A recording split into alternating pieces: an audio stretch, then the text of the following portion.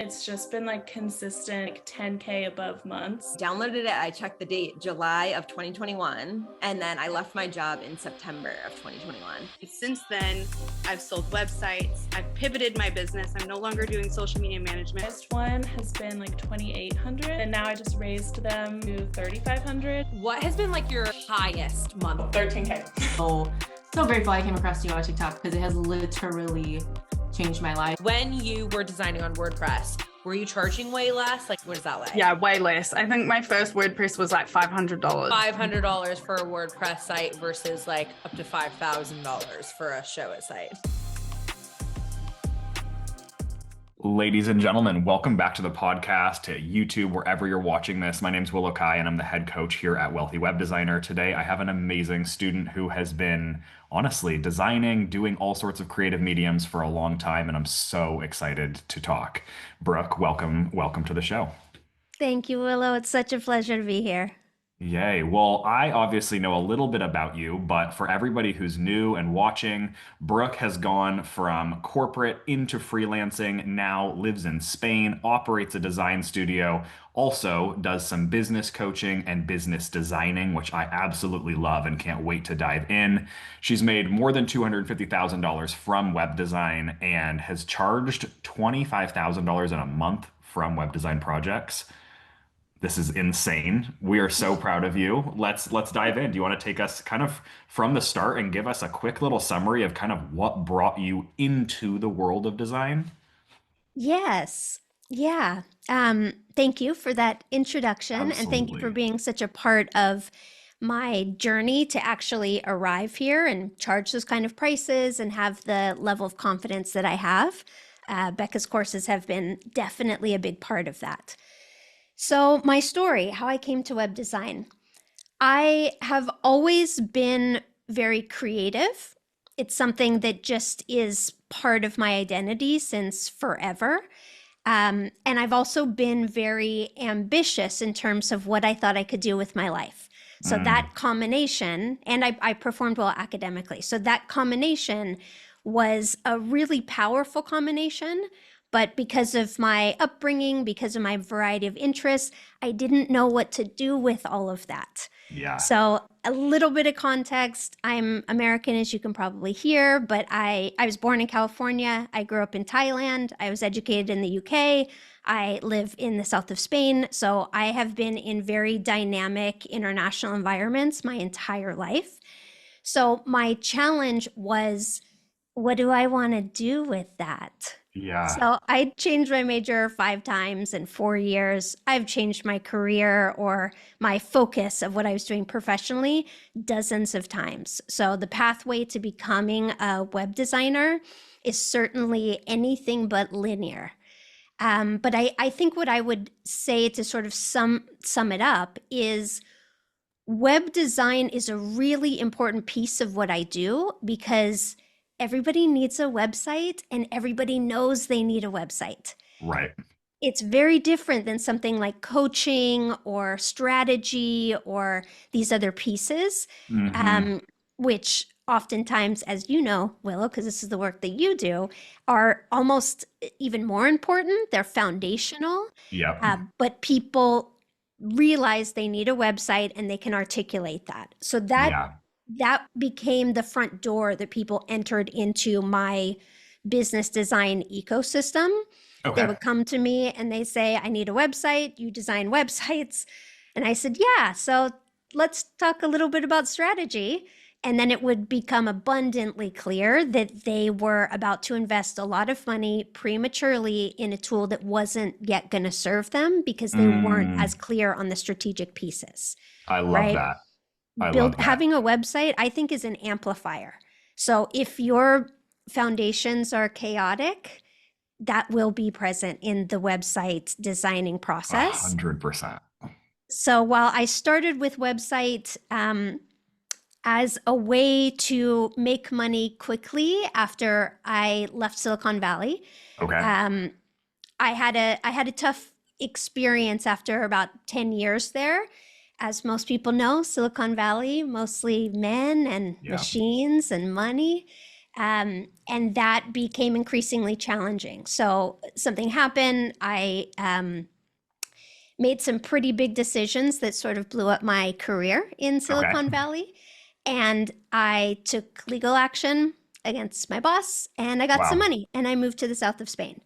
So Wow. when I got here, I quite honestly just needed to recalibrate, but I had money. So I was telling myself that I was buying my own time. I was bridging myself to where I was going to go, even though I wasn't totally sure where that was going to be. So I Mm. dabbled in a lot of different things. And because I was coming off of one extreme, I swung to the other extreme and thought, I don't want to work with men. I don't want it to be about the money. I don't want to spend all my time on my devices. And so I got into health coaching. Okay. And it was in the health coaching world that I started to really miss the business world that I had known from Silicon Valley, which although you introduced me as coming from corporate, at that time, because I'm a little bit older than you and Becca, these were startups. Google was a startup. Facebook was a startup. So I Totally. was working with these big players when they were still really early on. Yeah. So in a startup, everybody does everything. Probably Yeah. a lot of your listeners know Yeah. that if they're starting 100%. their own businesses, regardless if it's a tech startup or not. So I acquired a bunch of different skills. And when I was doing health coaching, I felt like I had so much more to offer, and health coaching just wasn't it for me. So I started making websites for health coaches and Okay. for wellness professionals. I love this. This is And like the that's, exact like connecting of dots of people's pasts that I love to yeah, see kind of come into fruition, where you yeah, take like your strategic background and then you allow your life to kind of pivot you into something, and then mhm. you're able to create a creative studio helping those people that you realized maybe wasn't for you at that time, but you could see how much you could help them. Oh yeah, So definitely. good. Yeah. So And that's when I now, found Becca, was oh, right at that really? time. Yeah. Wow. And where did you find her? Was that on like a TikTok or something like that? No, I haven't been on TikTok. I think it may have been on Instagram or Pinterest. It might have been Oh, okay, Pinterest cool. actually. Yeah, I think it was Pinterest Okay. because as I was helping people build their websites, I was still playing with Wix and Squarespace and WordPress. And I got so good at Wix that I went faster than the program went. Okay. So I don't know if other people have had this problem. If you're on Wix, you probably have, Yep. where you're moving really quickly and then it'll slow down and then kind of Mm. time out. And then you have to Mm-hmm. you'd see like the spinning color wheel Yeah. of death. And then you'd Yep. have to refresh it and then the stuff wouldn't save. So it became a very frustrating, high friction experience for me. Mm-hmm. And it was right around that time that I was introduced to Becca, I think through Pinterest, could have been Instagram, where Okay. she started talking about Show It. Mm. So that was my entry point. I think the first one I bought may have been CEO of Show It, Yep. the And first then of what many. was it like kind of going from having previous design skills, and also one of the really important pieces is not only the design skills, but also the client skills that you already Yeah. had. Yeah. What was it like kind of going and maybe having that aha moment of, wow, I could serve these clients quicker and more efficiently just by switching platform and maybe switching up strategy a little bit? Yeah. It was switching platform, but it also was really helping me expand my creativity because Mm, Wix and Squarespace operate in more of a grid-like system. yeah, And if you want to do anything fancy, including like having flexibility on mobile or tablet, yeah, then it becomes very complex. right. So when I saw Becca's stuff, I thought, wow, she did this. She's self-taught and she did this and she just started doing this a couple of years ago. Like, Yeah, what is this platform? I have to yep, learn it. And the courses, I buy a lot of courses. I really like learning. Um, and the price was more than reasonable. So I think it was just an impulse purchase for me. I did yep. not think twice about it. And then I learned so much so fast. The course was so efficient, it was so accessible. She seemed like someone I could easily hang out with. It didn't feel Yeah. like this big gap. And so that just made things really exciting. And Hmm. because of my background, like by that time I had worked with a lot of big brands. I had given a TED Talk. I had been in various high position, director of marketing, director of communications. I'd done Yeah. global rebrands. So I understood the power of communication. Mm. But website design seemed to be more aesthetic than Yep. strategic, or at least a lot of people approached it that way. Okay. And I knew that if I built something beautiful, but it wasn't strategic, it was essentially kind of a vanity project and Yeah. not something that was actually a strategic tool for the Yep. business. So, right around that time, I got recruited I think on LinkedIn or something, Mm. by a small startup that is now a healthy 8-figure business, could even be a 9-figure business at this point, Okay. called Brand Builders Group. And it's run by AJ and Rory Vaden. They're a couple. So Okay. I do appreciate when couples can do extraordinary things in the world of business. And they recruited me to be a personal brand strategist because this Mm. was, I think, around 2018, maybe Okay. 2017, 2018. So personal branding wasn't so much in the vernacular. So they were one of the first agencies, the first strategic agencies focusing entirely on personal brands. And they didn't Mm. offer design, it was just strategy. Oh, I see. Yeah, so I had the really fortunate experience of being recruited from them by them when they were really just getting started. So they Mm. trained me to be a brand strategist. They have a phenomenal framework and methodology, and it's very logical, strategic, almost plug and play. And Love so that. that was a huge amplifier for me to really understand how these pieces could fit together. Yeah. And because they did the brand strategy, I would have all these clients. At one point, I had 40 clients that I was working with every month as their personal Wow. brand strategist. And we would do the strategy and they would say, okay, great. What does it look like? Like, where do people go? I know Sure. my brand inside and out, like the DNA of it, but I don't know what it looks like or how to translate that. So, because I had a background in web design, because I very much understood business and how to grow Hmm. them from a strategic perspective, and I had this brand strategy knowledge, and I found Becca, it was perfect. Everything just Wow. aligned. So then I became an implementation partner for brand builders. So my clients, it was just a natural progression that they would come over to my company to then build the website. Wow. And so were they coming over to you feeling like they've essentially discovered or created their digital identity and now need a website as like their digital home or their digital footprint to show it all off of what they've created? In a way, yes, but many of them didn't have even a digital identity yet. Okay. They were It still was in kind that of creating all ideation of that with phase. them. Yeah, that's part of what brand builders did was I help see. them with their basically scaling their business through personal branding, primarily using social media, funnels, Yep. um, podcasting. This again, the timeline of this was 2017 or so, so it wasn't the Okay. height of all of this. It was sort of just as things were starting to get traction.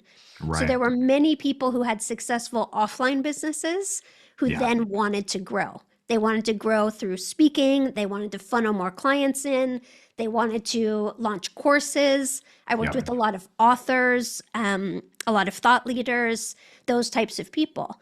So it Cool. became just such a natural flow. So I had the skills from my own experience, but also a lot from learning from Becca's courses.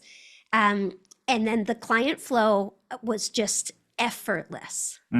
So were those 40 people, were those kind of like your first almost cohort of clients, if you will?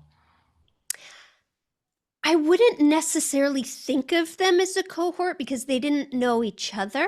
Like it Okay. wasn't a group I see. Yeah, yeah. experience, but it was like my first batch of Yeah. clients where I could charge higher prices Yep. because I was already within a professional ecosystem and I Yeah. knew how much Brand Builders was charging them. Right. So I thought if these guys are at that time, I think it was maybe 1,000 a month in a 12-month contract, and their primary thing was an online course and me and working with me. I thought, okay, these guys have money. Totally. And they're investing in their business and they're understanding. This is a really, really important mindset that I think is important for anybody who is a business owner or a website designer, is thinking about yourself as an investment rather than thinking about yourself as an expense or a cost.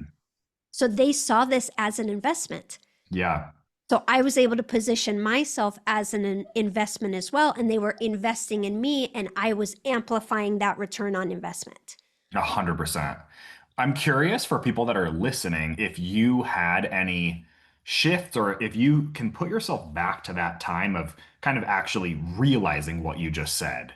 If there was something that made you realize that, or if there was something that as you realized it, it was kind of that aha moment of if I position myself as an investment rather than an expense, essentially the world of opportunities will open up. Yes. Yeah, I can remember very specifically. I think on one side, it was the negative, heavy feelings of kind of, in a way, resenting some of the people I was working with because they weren't paying me enough. Okay. I'm like, your website will cost $1,000. They're like, $1,000 for a website, but I could hire some guy in Pakistan on Fiverr and get it for 400. Right. And so I felt like, you don't even think that this is worth $1,000? I don't want to fucking work with you, but I don't really have so many other options because I didn't have the client flow. Right. And then when I got involved with Brand Builders and I saw the different like caliber of clients, the different mindset of clients, there was this sort of aha, like, oh, not everybody thinks that way. It's not all clients. I wasn't working with the right clients. Sure. So it helped me to position myself a little bit further downstream. So I wasn't building somebody's first website ever. I was helping amplify what they were already doing by professionalizing it more. So they weren't working still with their first website that they had clearly outgrown. Yeah, totally. And so to bring it kind of closer to now, do you still primarily just work with personal brands? No. So I left Brand Builders a couple of years ago because they grew so quickly. They are based in Nashville, Tennessee, and they wanted to bring their brand strategists in-house. So as you can imagine, I live in the south of Spain. I'm not going to Tennessee. I think I visited once. It was lovely, but considering the background that I just laid out, not the city for me. Yeah. I think when I was in the States, I was San Francisco or New York. The much more international places felt more comfortable for me. So yeah, it was a decision of, no, I'm going to keep doing my thing and you guys are doing amazing. And I'm sure you will have no problem finding all of the brand strategists that you need. And they're doing extraordinarily well. So yeah, at that time, when I made that decision, I had built enough confidence and had enough experience that I was ready to really fully own being independent. Yeah. But I still really appreciated the the partnership strategy. So I still had a partnership with Brand Builders. I still had and have partnerships with people that I knew at Brand Builders. So that I have that client funnel without needing to overly rely on doing all of my own marketing constantly. Yeah. That's nice. Yeah, it's real nice. It is. I always suggest to students that are looking for clients and lead flow to try and find an aggregator like how Brand Builders is, where for us, it was a couple of specific business coaches that were kind of like volume coaches that Yeah. teach other coaches, and just finding and realizing, I think that that was something that I was able to help Becca with right at the beginning. And it's funny because I was never part of Silicon Valley, but I did work for a blockchain startup that was Mm. based in Silicon Valley for a long time, and it definitely helped me realize how useful partnerships are Yeah. when they can give you lead flow, and you're if you complete your client or you complete your work for them, it ultimately helps the aggregator with their results because their client results get them more clients. And if Yeah. you can understand that and how your business can benefit somebody else's business by benefiting your business, it really can become this kind of like cycle or a loop of people. So we Yeah. always went after mastermind hosts and coaches that are also teaching volume coaching. Hmm. But finding that aggregator right at the beginning is so like pivotal, I feel like, Yeah. in terms of building not only the client and lead flow, but also I feel like pivotal and sometimes building your confidence as well, because Mhm. a lot of the time the clients are coming in trusting you a little bit more Oh, than yeah. completely randomly. Yeah. I'm curious, you seem like somebody that has clearly like thrown yourself in and put your all into kind of whatever creative medium you're doing. Do you feel like you have any tips for people that are listening of gaining that confidence when it comes to working with clients and whatever service they're Mm. offering? Yeah.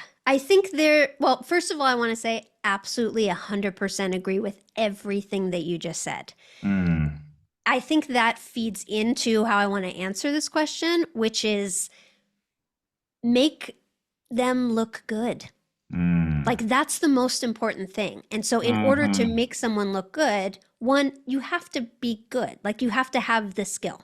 Yeah, That's not that intimidating for the most part because you can do that at home by yourself in your sweatpants, watching, a course or what I call YouTube University. yep, Um, so you have to get good at your craft so you have something to offer. You can't fake that.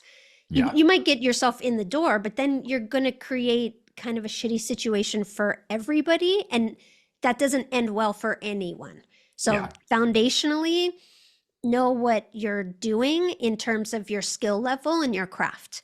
So that's okay, why I started with CEO of Show It. I learned how to use Show It. yeah, Second thing is I would say go with partners or ideally even people that are adjacent to you. So hmm, if you're a website designer working with a copywriter or some of the people that you mentioned, the mastermind or yeah, high volume or course creators or anything like that, people who are helping other people start and grow their business. Um, Also, I learned a lot from working with earlier stage entrepreneurs and charging less because the stakes were mm, so much lower. okay, So by the time I got to the point where I was starting to resent those types of clients, I was ready for the next level and I had built the mm. confidence in myself organically because I got good. That is so important, I feel. And so Yeah. do you look at that, or I'm curious now when you launch something new, do you do that still of kind of like facilitating that and launching a beta round or taking on a couple of clients Yeah. that validate, Yeah. okay, this is good, but I can make it great. Yeah. So my strategy with that is when I launch something new, I price it at what I call a no-brainer.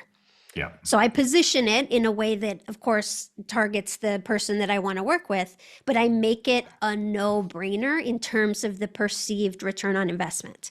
If I spend 2 grand on this VIP day, but then I get a website and a 90-day strategy, like that's Yeah. a no-brainer, yes.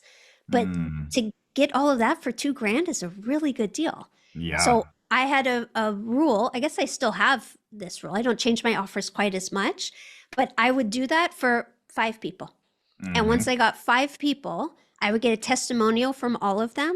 Because if you set expectations low and then you exceed them, Yep. you get great testimonials. So Yes. I got those good testimonials. And after 5 clients, I would raise my prices and I would Yep. continue to do that.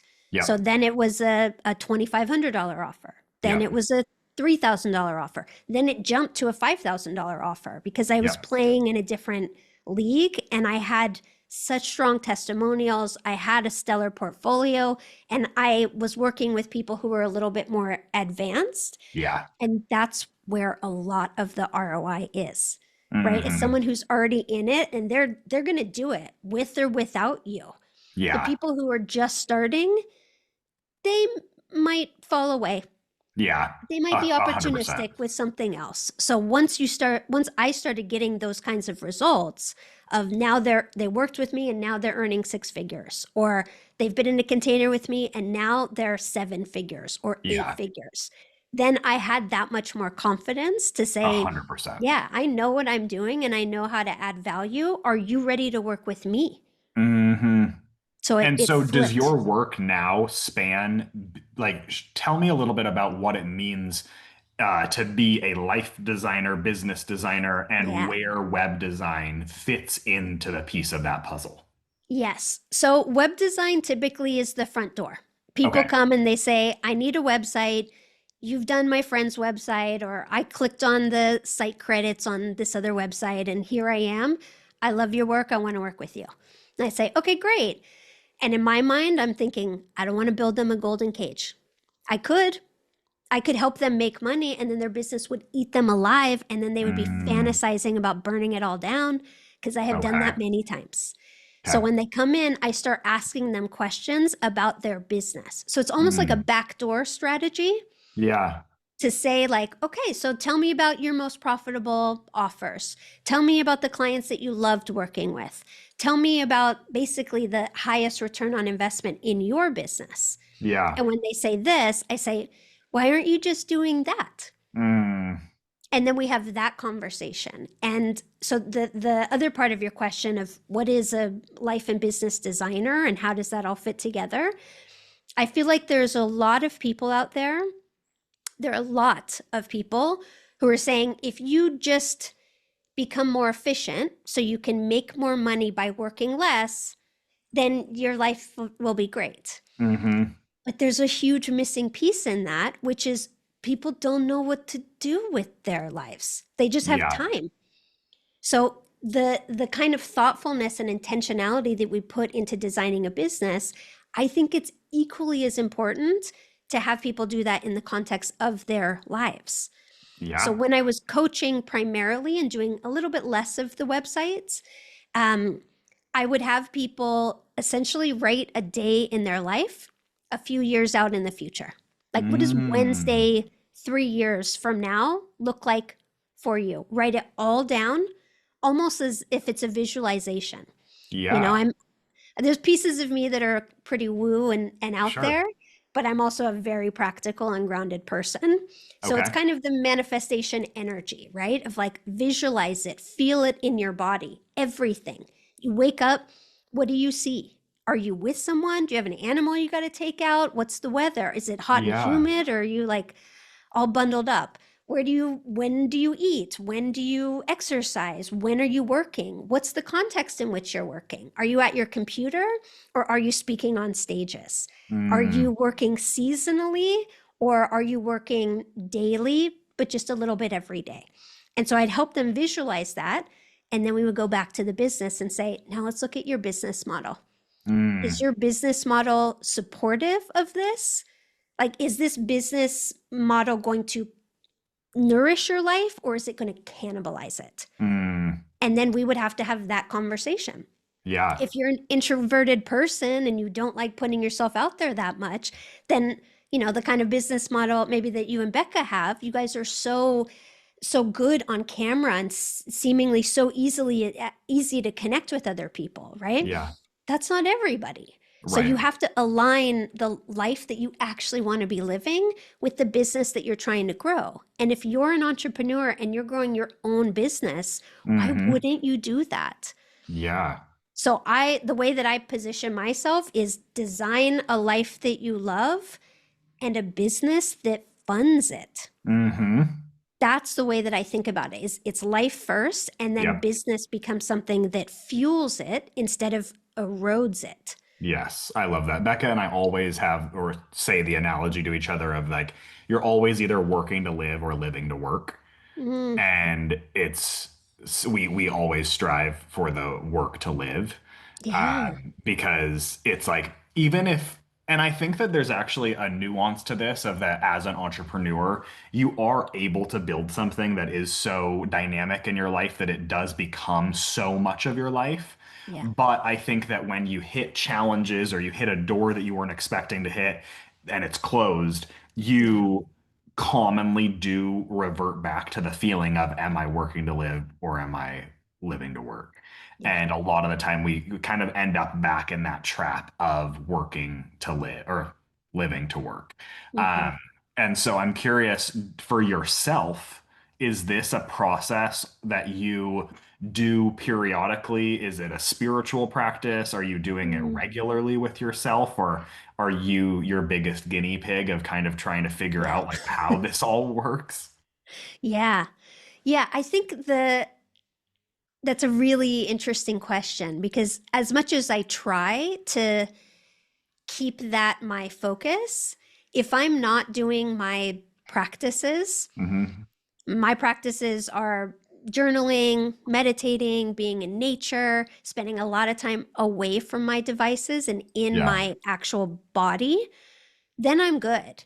But sometimes there are seasons where I will be spending a little too much time on my devices. My Yeah. neck will start hurting, the migraines will peek back in, Yeah. and I'll feel that feeling of like, ugh, I don't want to Hmm. do this. And when I allow myself to get that far gone, then it does become a spiritual practice. I Yeah. have kind of I'm not religious, but I have kind of a like come to Jesus moment Yeah. where I have to have that conversation with myself of what's happening here. I get to Hmm. control all of this. I'm Hmm. the designer of my own life. So what am I designing and why? Yeah. And so then I go into the deeper questions of, am I scared of something? Have I placed too much of my identity on this thing that makes me money or that other people see? Yeah. Like, where am I feeling off? And I think one of the podcasts that I listened to of you and Becca, you were talking about the difference between work life balance and work life integration. And I Okay. thought that was so interesting. Or you were both sharing how you're like full on or full off, Yeah. right? Like you're either working, working, working, or you're fully in your body, leaf Yeah. blowing, cutting down trees, Sure. all of the things. And Becca was sharing about how she's much more what she described in flow and this kind of integration where Yeah. she'll be in bed watching a show, but also doing some emails and also doing some admin. And Yeah. that's her version of this sense of balance or Hmm. this sense of like harmony or equilibrium. Yeah. And you had a really interesting discussion about how different people are regarding what's that thing that makes them feel content and aligned and secure. And that can Yeah. look different for everybody.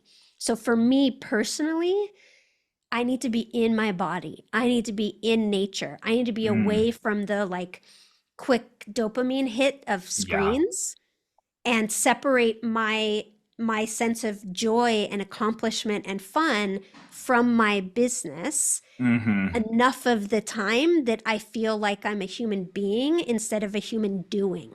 Yeah. I love that.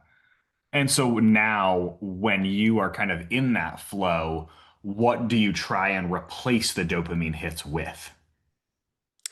Yeah. Um, Nature is definitely my biggest source of dopamine and also my spiritual practice. Hmm. That's where I go when I want to feel like I'm small and I'm a small Mm. piece of something else. I love Like that. this ecosystem. I think about that a lot with this concept of business and life design. I think about it as an ecosystem. So Hmm. it's not really balanced like one or the other. Sure. And we were talking about this in terms of partnerships of like, how do you find the right partner so you're making each other look good so Yeah. the referrals are easy. right? It's by creating this sense of an ecosystem. And an ecosystem, everything is feeding each other and the whole system grows. So for Hmm. me, when I'm back in nature, I feel that. I don't just feel Yeah. that in my mind. I feel that in my body. I feel that in my energy, in my mood. Yeah. So that's where I go when I'm feeling like frazzled or fried or out of alignment. I'm like, okay, Yeah. take it back to nature church. That's where I go. Nature church. Yes. I'm the exact same way whenever I'm like freaking out and having like a day of energetic unregulation or dysregulation. For me, I don't know why, but I've always felt such an energetic release by going and swimming in the ocean and getting thrown Mm, around by some waves and yeah. like walking out and being like, wow, that was crazy. That was fun. And it was such a reminder of how small I am and how powerful nature really is. And that Hmm. whatever I had going on in my mind, now I can't think about it because I'm all thrown around. And I'm like, whatever it was, wasn't that big of a deal. Look how big the ocean is Yeah. right here. Yeah.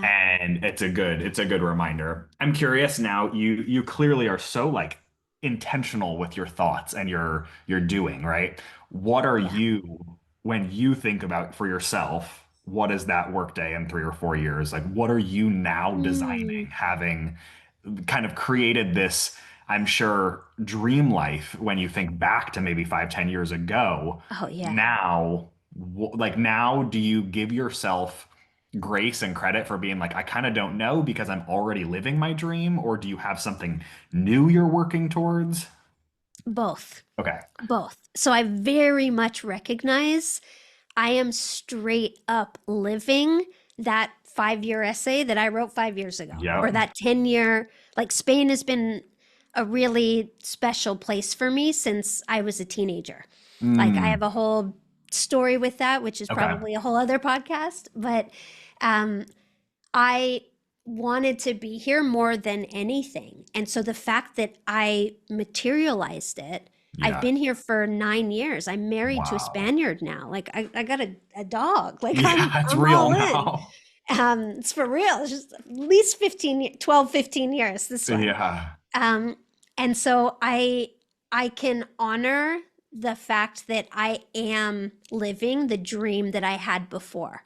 Yeah. So I hold both of just that gratitude and that sense of accomplishment, and it's a confidence builder of something that seems so impossible, like this California girl who grew up in Thailand, who lived in Asia for pretty much her whole life. Like, why Spain? I don't even have Yeah. any kind of connection, but it just felt like a calling.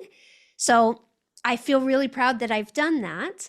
But also, my vision moving forward, I have to say, I think it's been inspired a lot by you and Becca sharing so much of Mm, your life, because the shift for me that I want to make now is actually moving away from that one-to-one work and okay. moving into a model that is more scalable. Okay. So passive income, not exactly, but more impactful Yeah. income, yes. So what I'm working on now is a program that I'm calling Foundations that Okay. deals with this exact problem that we were speaking about, where people are like, I'm going to blow my load on a website first thing Yeah. that I do in my business. And I'm like, no, no, no, please do not do that. You need the strategy, you need the structure, you need to at least be super clear about what you're selling to who and know that they perceive it as valuable enough to pay for it. So Yeah. once you do that, then you can build the design and delivery ecosystem around that. So now I'm just doing a very small beta, 10 to 20 people maximum, Okay. but I want to do that in January 2026. Okay. And that's the vision, is if I can do that, if I can help people with that foundation, then from there, either I have partners, like perhaps I'll join the community that you guys have just launched, where you're Yeah. helping match clients with designers. So Totally. I won't need to necessarily be doing the design work anymore. I Yep. don't feel like that's necessarily where I want to go in the future. So I would rather have partnerships with amazing designers, so Yeah. I can say, here's the strategy. I know what I'm doing and I can go in and fix it or tweak it or make changes if Yeah. necessary.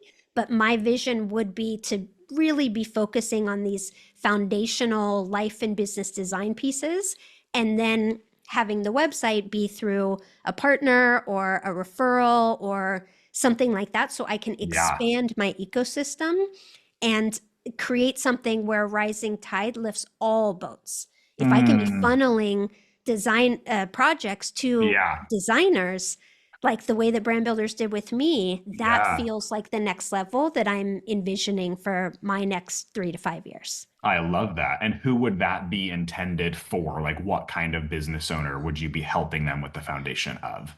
Somebody who is past proof of concept. Okay. So they've sold something to somebody more than once, Yep. but their shit is messy. And Yeah. they know what got them here won't get them there. So the Hmm. person I have in my mind is someone who dreams of making 6 figures, Okay. but their work is unpredictable, and sometimes they get kind of close. Like maybe they'll make like 70K a year, Sure. 60, 70, but they know that they're not going to be able to absorb more projects because it will break them.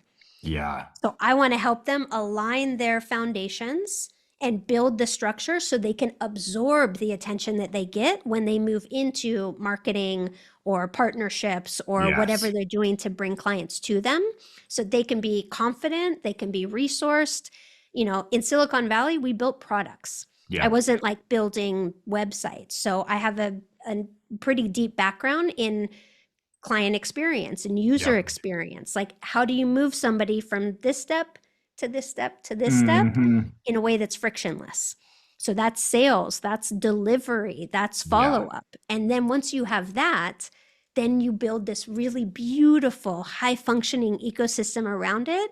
And then, like, scale is inevitable. Then your Yeah. problems are like hiring and, taxes and like all of Sure. these the trappings of success that you have to Yep. learn as an entrepreneur too. 100%. Well, I love that. And I feel like you had used the word, I want to say you used the word brand architect, or you're Yeah, architecting brands at the beginning.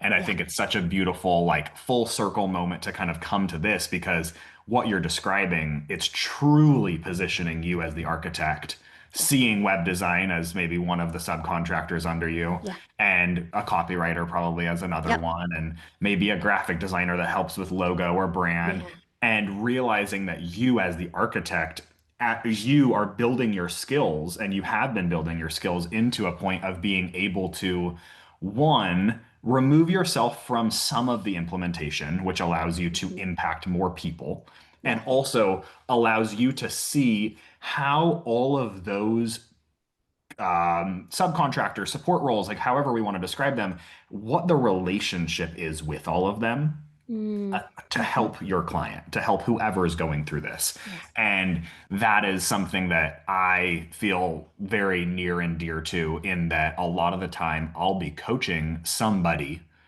that is then also, I'm helping them book another one of my coaching clients, and then they're booking another one, and then yes, they need a website from another one, and it's, I'm seeing, well, maybe you could have charged that person a little bit more, or maybe you could have mhm, done a better job on this because this exactly. is why it would have been better. Yeah, It's honestly the, like, one of the best positions to ever be in. And I'm yeah, so excited for you. And I feel like getting to learn more about your story and what you have to offer, and like the true skills that you have, has been super, super exciting. And I feel like even as you launch this program, I'd love to stay in touch and maybe figure out how even like people in our community could yeah, benefit from learning a little bit more about how to design your life. Because, yeah, obviously you were able to learn so much from Becca and I in our programs. And I feel like it's a communal thing. It's not like yeah, everybody, or it's not like one person is able to solve it all. And I think that, yes. um, I'm even going to leave this interview totally going upstairs and being like, Becca, all right, it's time to sit down and design our life.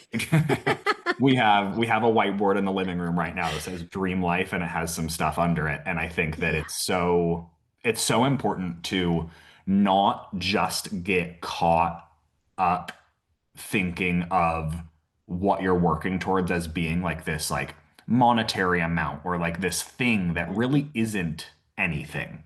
I yeah, feel like for us at the beginning, and I think a lot of people listening to this, they think of a number like this, like infamous 10K month of like, if I can Mhm. get to 10K months, everything is solved.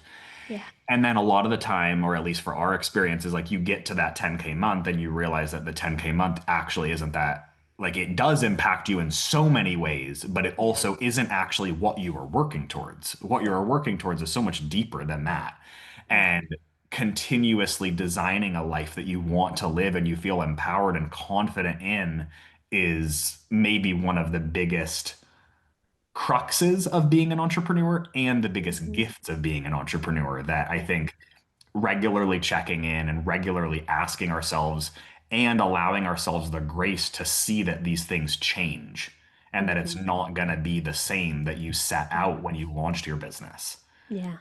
It's so big and honestly so real as being an entrepreneur. Yeah.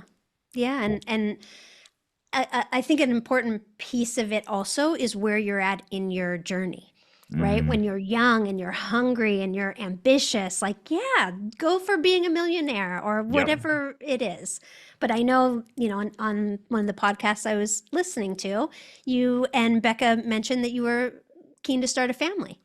So Hmm. when you move into that phase of your life, your priorities are going to be different. I, Yeah. I mean, hopefully they're different, Yep. right? So allowing yourself the the the grace of evolution, I think, is so important when it comes to your level of contentment and satisfaction and sense of pride in your life. Yeah. You and Becca talk a lot about your journey of where you were to where you're at now, and now thinking really intentionally and from a resourced place, Yeah. resources of experience and like financial Yeah. resources.